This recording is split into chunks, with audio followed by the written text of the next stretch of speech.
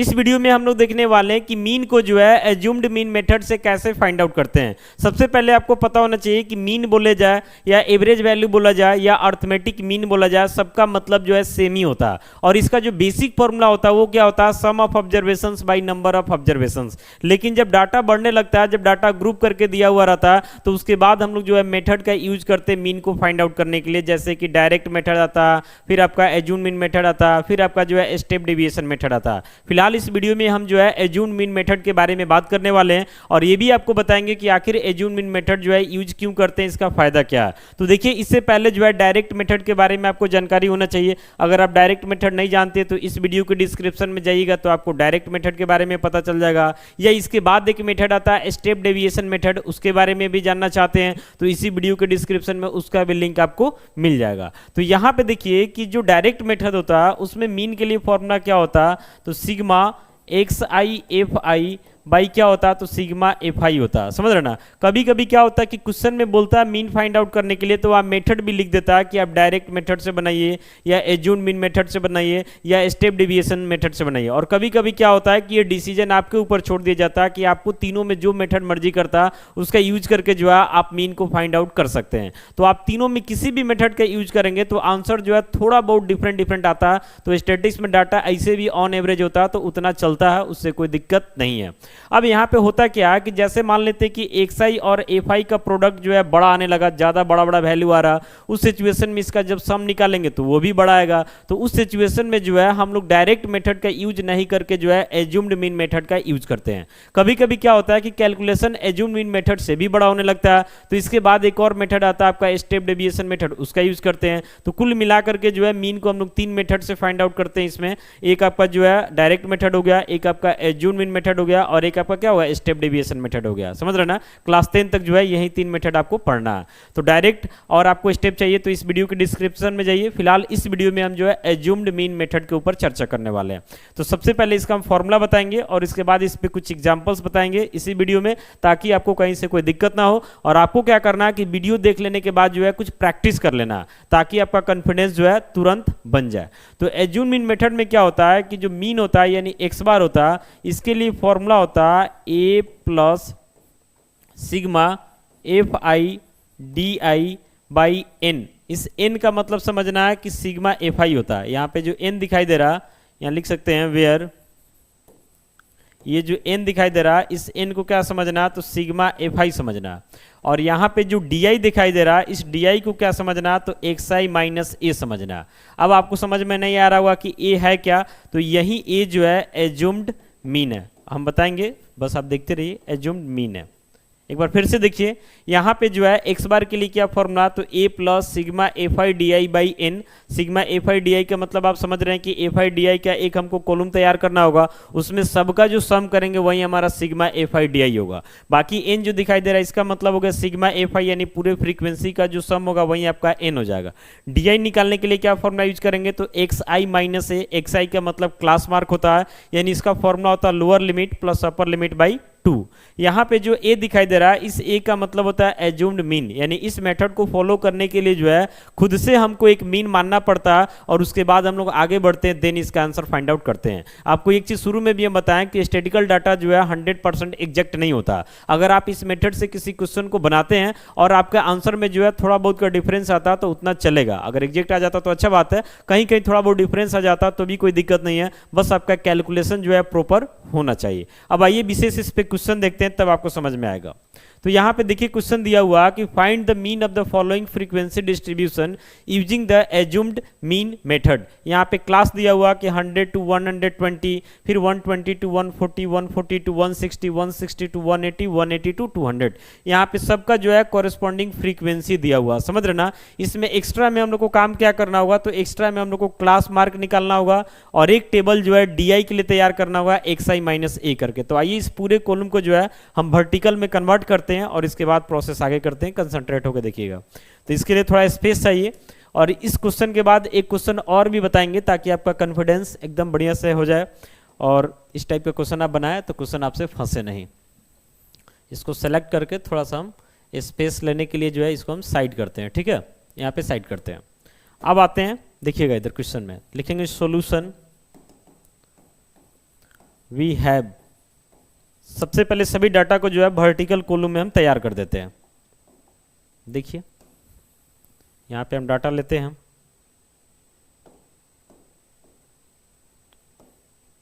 ठीक है। यहाँ पे जो है सबसे पहले हमको यहाँ पे लिखना होगा क्लास। सबसे पहले क्या लिखना होगा, तो क्लास लिखना होगा। क्लास के बाद क्या लिखना होगा, तो फ्रीक्वेंसी लिखना होगा। फ्रीक्वेंसी के बाद आपको क्या लिखना होगा, तो क्लास मार्क लिखना होगा।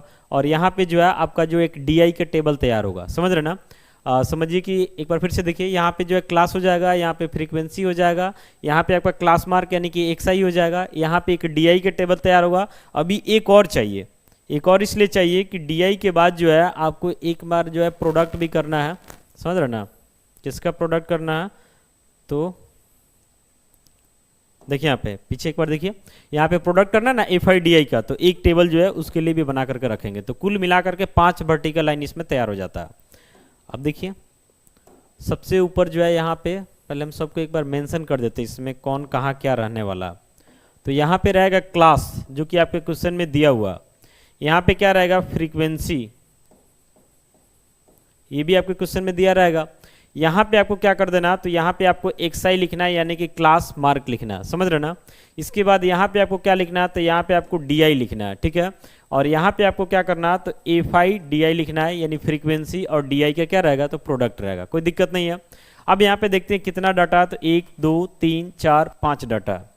तो यहाँ पे टेबल उसके अकॉर्डिंग हम तैयार करते हैं। देखिए इसमें पहला डाटा आ जाएगा, इसमें आपका दूसरा डाटा आ जाएगा, इसमें आपका तीसरा डाटा आ जाएगा, फिर आपका चौथा डाटा आ जाएगा, फिर आपका पांचवा डाटा आ जाएगा, और नीचे स्पेस भी रह जाएगा सम करने के लिए, ठीक है। क्लास में आते हैं, तो सबसे पहला क्लास क्या है, तो 100 to 120। अगला क्लास क्या है, तो 120 to 140, फिर है 140 to 160, फिर है 160 to 180, और फिर लास्ट में 180 to कितना है, तो 200 है। ये क्वेश्चन में दिया हुआ, बाकी सबका फ्रीक्वेंसी दिया हुआ, ये भी लिखते हैं। तो पहला जो क्लास है इसका फ्रीक्वेंसी कितना है, तो 10 है।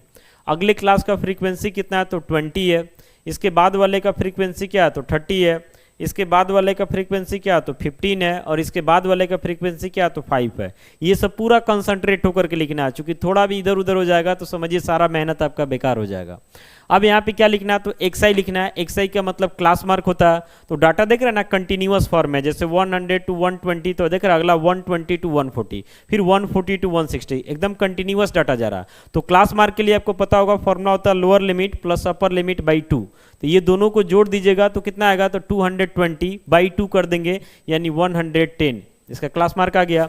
वैसे ये दोनों को ऐड कीजिएगा तो कितना आएगा, तो 260 बाई 2 कर देना है यानी 100 क्या आएगा, 30। बाकी आप देख लीजिए कि ये सब में डिफरेंस कितने का है, तो 20 का है, और डाटा एकदम कंटिन्यूअस फॉर्म में है। तो आप इसको 20 बढ़ाते चले जाइए, ऑटोमेटिक क्लास मार्क तैयार हो जाएगा। यानी यहाँ पे ये दोनों का सम करके आधा करेंगे तो हमारा क्या आएगा, 150। देख रहे हैं 20 बढ़ गया, क्योंकि ये भी 20 का डिफरेंस के साथ चल रहा।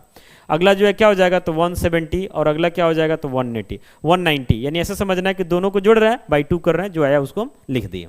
इसके बाद क्या करना, तो DI लिखना। DI के लिए फॉर्मूला आपको क्या बताया, तो XI माइनस A। अब A का मतलब क्या होता है, तो एज्यूम्ड मीन होता है। इस A को क्या करते हैं कि जो XI वाला टेबल दिखाई दे रहा है ना, इसी में से हम A को सपोज करते हैं। अब एज्यूम्ड मीन का मतलब क्या हुआ कि इसमें से किसी को भी जो आप A मान सकते हैं, और मान करके जो है आगे हम लोग प्रोसेस करते हैं, उसके बाद कैलकुलेशन पूरा हो जाता है। आप चाहते हैं तो 110 को भी ये मान सकते हैं, 130 को भी मान सकते हैं, 150 को भी मान सकते हैं, 170 को भी मान सकते हैं, 190 को भी मान सकते हैं, और सबसे जो आंसर आएगा वो सारा सही होगा। हो सकता है कि कैलकुलेशन में माइनर डिफरेंस आ जाए, तो शुरू में ही बोलने कि उतना डिफरेंस चलता है, बट आप कोशिश कीजिएगा कि यहाँ पे जो है डाटा काउंट कीजिए, 1 2 3 4 5, टोटल कितना डाटा है, तो 5 डाटा। सबसे पहला डाटा छोटा है, फिर डाटा बढ़ते हुए जा रहा। तो इसमें कोशिश कीजिएगा कि A का वैल्यू जो है ज़्यादा बड़ा भी ना ले और ज़्यादा छोटा भी ना ले, इससे आपका कैलकुलेशन प्रॉपर रहेगा। बाकी ये चीज़ बता दिए कि किसी को भी लेकर के आप चेक करते हैं तो आंसर नहीं बदलने वाला। तो ये पहला नंबर का डाटा है, ये दूसरा नंबर का डाटा है, ये तीसरा नंबर का है, ये चौथा नंबर का है, ये पांचवा नंबर का है। तो 2 को डाटा नीचे छोड़ देते हैं, 2 को डाटा ऊपर छोड़ देते हैं, जो बीच वाला डाटा उसी को हम A मान लेते हैं। मान लेते इसमें टोटल 6 डाटा रहता, तब 3 ऊपर छोड़ देते, 3 नीचे छोड़ देते, कुछ बचता ही नहीं। उस केस में सीधे ऊपर से तीसरा डाटा मान लीजिए। मान लेते टोटल में 8 डाटा है, तो ऊपर से आ जाइए चौथा मान लीजिए। अब बाकी किसी को भी मानते तो उससे कोई दिक्कत नहीं है, इतना टेंशन नहीं लेना। अब यहाँ पे डी के लिए क्या लिखना है, तो एक्स आई माइनस ए। तो देख रहे ना, ए आप क्या ले लिए अभी, तो 150। अब एक बार 150 ले लिए तो फिर चेंज नहीं करना है। एक बार 150 हो गया मतलब इस क्वेश्चन के पूरे कैलकुलेशन में ए का वैल्यू 150 ही रहेगा। तो D I X I minus A यानी 110 एक्स आई है, माइनस ए यानी 150। तो 110 माइनस 150 यानी कि वैल्यू कितना आ जाएगा, तो माइनस 40 आ जाएगा। फिर अब इसका डी आई लिखेंगे तो देख रहे ना formula x I minus A यानी 130 माइनस 150, सब में से 150 घटेगा तो माइनस 20। इसका डी आई लिखेंगे तो एक्स आई माइनस ए, तो एक्स आई भी 150 है, ए भी 150 है, यानी कि इसका तो जीरो हो जाएगा। फिर यहाँ पे लिखिएगा तो एक्स आई माइनस यानी 170 माइनस 150 तो 20 हो जाएगा, या 190 माइनस 150 तो 40 हो जाएगा। देख रहा है, जो प्लस में आया उसको प्लस में लिखे, जो माइनस में आया उसको माइनस में लिखे, जो जीरो आया उसको जीरो लिखे। अपने साथ कोई छेड़छाड़ नहीं करना। अगला टेबल में क्या करना, तो एफ आई और डी आई का प्रोडक्ट करना। तो ये जो है एफ आई है यानी फ्रीक्वेंसी है, तो इसको एफ आई ही बोलते हैं। और यहाँ पे जो है डी आई का टेबल तैयार होगा, ये दोनों का प्रोडक्ट करके यहाँ लिखते जाना। तो देखिए यहाँ पे 10 है, यहाँ पे माइनस 40 है, मल्टीप्लाई होगा तो माइनस 400 हो जाएगा। ये मल्टीप्लाई होगा तो ये भी जो है कितना रहा, तो माइनस 400 ही आ रहा, समझ रहे ना। यहाँ पे 30 से 0 मल्टीप्लाई होगा तो 0 हो जाएगा। यहाँ पे देखिए तो 15 से 20 में मल्टीप्लाई होगा तो कितना हो जाएगा, 300 हो जाएगा। देख रहे ना, 15 दूना 30 यानी 300। फिर 5 से 40 में मल्टीप्लाई होगा तो ये कितना हो जाएगा, तो 200 हो जाएगा। कोई दिक्कत नहीं है। अब आपका जो फॉर्मूला है, इस फॉर्मूला को एक बार देखिए, तो इसमें ए का काम है, ए हम पहले ही लिख चुके हैं। फिर हमको सिग्मा एफ आई डी आई चाहिए, यानी समझिए एफ आई डी आई वाला जो टेबल है उसको जोड़ना पड़ेगा। और एन का मतलब आपके फ्रीक्वेंसी का सम होता है, उसको भी जोड़ना पड़ेगा। तो ये सब काम यहाँ पे हम कर लेते हैं। इसका तो कोई जरूरत यहाँ पे नहीं पड़ेगा, लेकिन हमको सिग्मा एफ आई का जरूरत पड़ेगा, इसी को एन बोलते हैं। तो इसको जोड़ करके यहाँ पे हम लिखते हैं। तो देखिए तो 10 और 20 30 और 30 60, 60 और ये दोनों मिलकर के 20, यानी 60 और 20 कितना हो जा रहा, तो 80 हो जा रहा। यहाँ पे आते हैं तो यहाँ पे हमको सिग्मा क्या करना है, तो एफ आई डी आई करना है।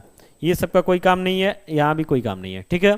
अब यहाँ पे इसको हम ऐड वगैरह करेंगे तो यहाँ पे देखिए तो जीरो है, जीरो के पहले माइनस दिख रहा और जीरो के बाद क्या दिख रहा, प्लस दिख रहा। तो प्रॉपर एडिशन करना है। तो जीरो के बाद दोनों प्लस में है, तो 300 और 200 ऐड होगा तो जाहिर सी बात है कि 500 हो जाएगा। जीरो से तो कोई इफेक्ट पड़ना नहीं है। फिर माइनस 400 दो बार ऐड होगा तो माइनस 800 हो जाएगा, यानी घटेगा तो माइनस 300 आ जाएगा। यानी ओवरऑल ये टोटल का सम जो है माइनस 300 आ गया। तो यहाँ पे सम अगर प्लस में आ रहा तो प्लस में लिखेंगे, माइनस में आ रहा तो माइनस में लिखेंगे। यहाँ पे अपना कोई दिमाग नहीं लगाना है। तो समझिए कुल मिलाकर के सारा डाटा हम लोगों को अब मिल चुका है। अब बस जो है फॉर्मूला यूज करना है और आगे बढ़ जाना है। तो इसके लिए थोड़ा सा स्पेस हम क्लियर कर लेते हैं। चलिए देखिए आगे, अब लिखेंगे नाउ एज्यूम मीन मेथड के लिए फॉर्मूला होता है एक्स बार इक्वल टू क्या होता है, तो A plus sigma F I D I by sigma F I, या इसी को क्या बोल सकते हैं, तो एन बोल सकते हैं। यहाँ ब्रैकेट में लिख सकते हैं बाई एज्यूम्ड मीन मेथड से ये फॉर्मूला होता है। अब यहाँ से एक्स बार इक्वल टू क्या हो जाएगा, तो ए का वैल्यू कितना, तो 150 है, डाल देंगे। Plus sigma F I D I का वैल्यू क्या है, तो माइनस 300 डाल देंगे। और बाई एन का वैल्यू क्या है, तो 80 है, तो यहाँ पे 80 डाल देंगे। तो कुल मिलाकर के यहाँ से हो जाता है एक्स बार इक्वल टू कितना, तो 150 प्लस यहाँ देखिए तो एक जीरो से एक जीरो कट जाएगा तो ये बच रहा माइनस 30 बाई कितना, 8 बच रहा, माइनस 30 बाई 8। तो यहाँ पे ऐसा करते हैं एक्स बार इक्वल टू हो जाता है 150, ये प्लस माइनस माइनस हो जाएगा।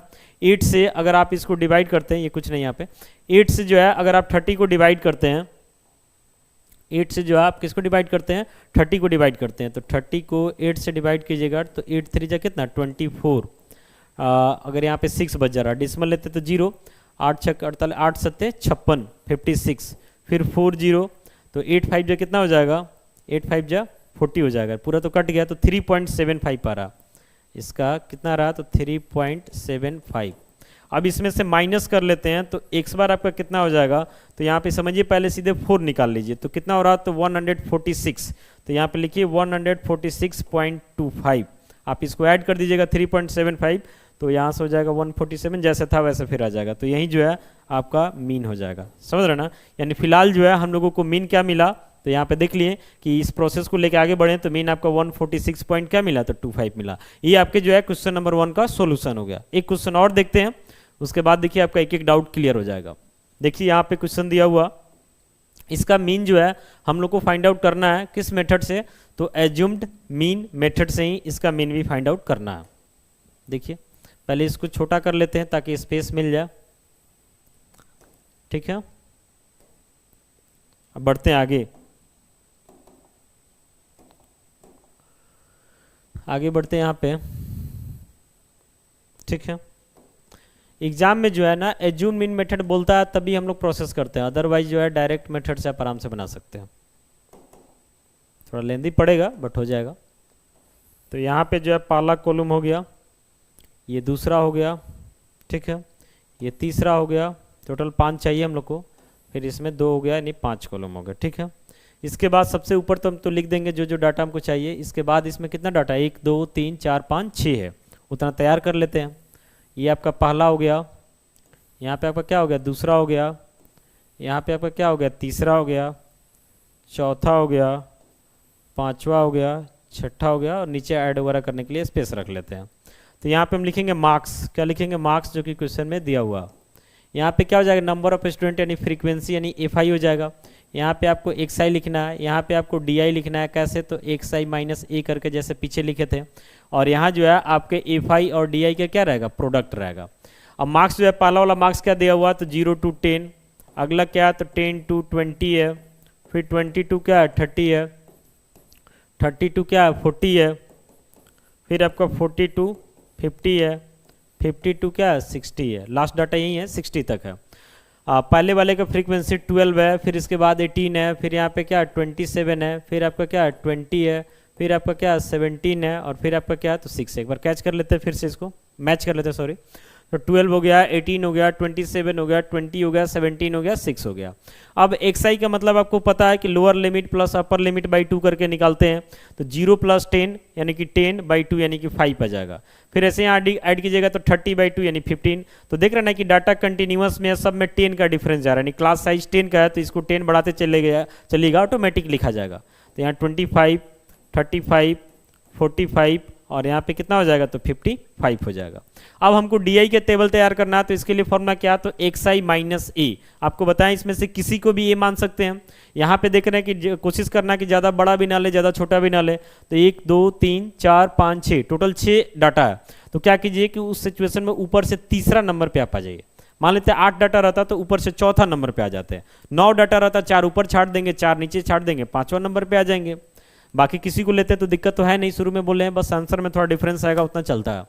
अब DI के लिए फॉर्मूला क्या, तो XI माइनस A, तो 5 और माइनस A 25, तो 5 माइनस 25 यानी कि माइनस कितना हो जाएगा, 20 हो जाएगा। फिर 15 माइनस 25 यानी कि माइनस 10, ये 0 हो जाएगा। 35 माइनस 25 यानी कि 10, यहाँ पे 20 और यहाँ पे 25 माइनस कीजिएगा तो कितना आ जाएगा, तो 30 आ जाएगा। इस टेबल में आपको FI और DI का प्रोडक्ट कर देना है। तो यहाँ 12 है और यहाँ -20 है, तो मल्टीप्लाई होगा तो -240, फिर यहाँ मल्टीप्लाई होगा तो -180, ये मल्टीप्लाई होगा तो 0, ये मल्टीप्लाई होगा तो आपका 200 हो जाएगा, ये मल्टीप्लाई होगा तो 300 कितना हो जाएगा, 40 हो जाएगा, और ये मल्टीप्लाई होगा तो 100 क्या हो जाएगा, 80 हो जाएगा। कोई दिक्कत नहीं है। अब यहाँ पे इसका तो कोई काम नहीं है, लेकिन यहाँ पे जो है हमको फ्रीक्वेंसी का सम लिखना होता है, यानी कि n लिखना होता है, ठीक है। तो फ्रीक्वेंसी का सम करते हैं, देखिएगा ध्यान से।